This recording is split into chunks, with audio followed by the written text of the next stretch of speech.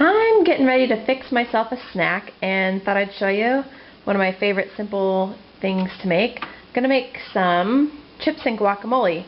These are some corn tortillas that I found at Whole Foods. They're only 99 cents for a bag of 12, and 6 of these is more than enough for a snack for one person. And the only ingredients are, doesn't really show up well on camera, corn, water, and lime.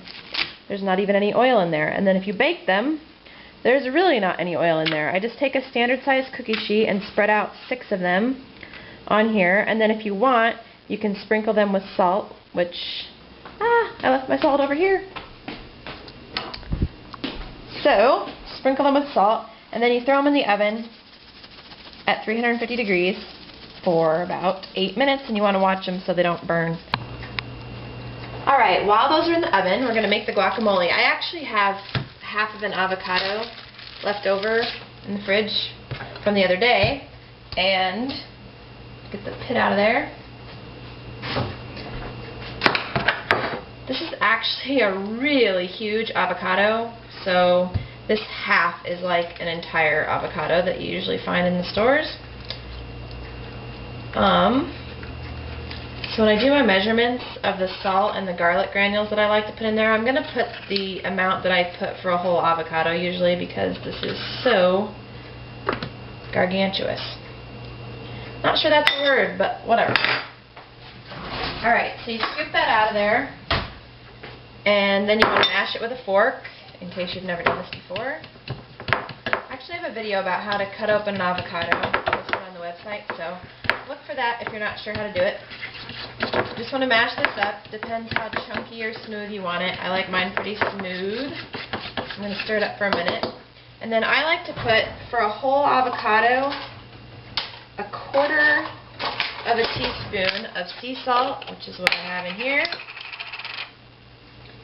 and 1/4 teaspoon of garlic granules, which is like garlic powder. It's like garlic salt without the salt in it.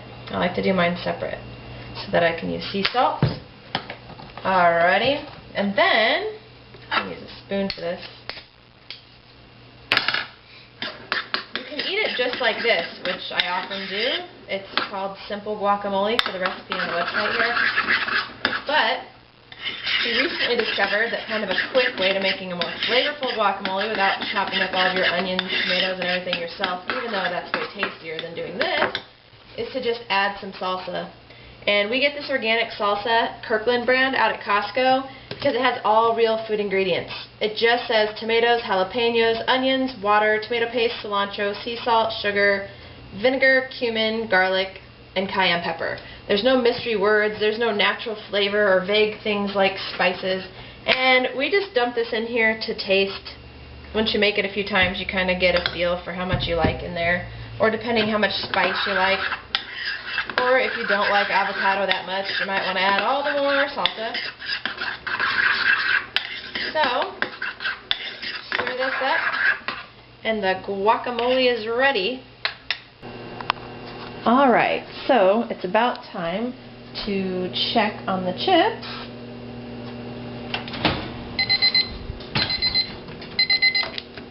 And looks like they're done, just about right. It's been 8 minutes.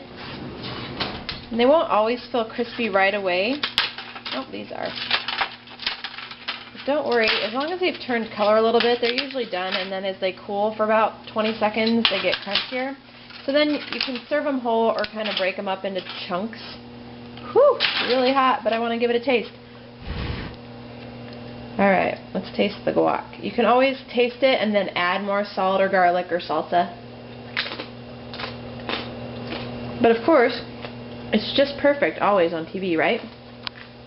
Let me know if you guys give this a try. Tell me how you like it.